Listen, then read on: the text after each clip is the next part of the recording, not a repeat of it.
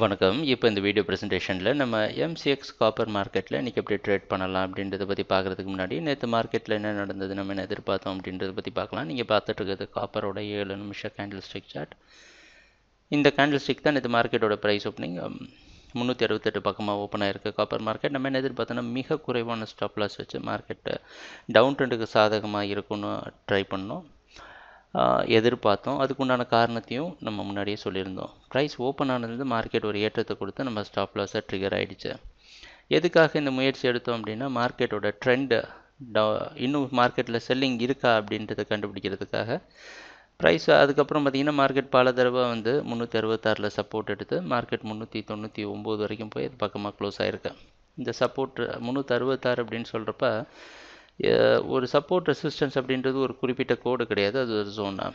இதில் பார்த்தீங்கன்னா மார்க்கெட் 366க்கு மேலே இங்கேயும் போயிட்டு வந்திருக்கு. இதுலேருந்து என்ன தெரியுது, மார்க்கெட் ஓரளவு கீழே சப்போர்ட்லாம் எடுக்குது அப்படின்றதெல்லாம் தெரியுது. அதனால் என்ன பண்ணலாம் இன்றைக்கி அப்படின்னா, இன்றைக்கி மார்க்கெட் வாட்ச் பண்ணலாம்.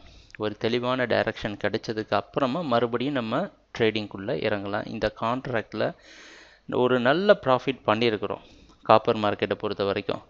அதனால் கொஞ்சம் பொறுமையாக வெயிட் பண்ணி கரெக்டான என்ட்ரி பாயிண்ட் கிடைச்சதுக்கப்புறமா நம்ம ட்ரேடிங்கை ஆரம்பிக்கலாம். ட்ரேடிங் நடக்கிறப்ப பார்ப்போம் என்னென்ன மாற்றங்கள் வருதுன்னு. எங்கள் வீடியோ ப்ரெசன்டேஷனை தொடர்ந்து பார்த்துட்டு வந்ததுக்கு மிக்க நன்றி, மகிழ்ச்சி, வணக்கம்.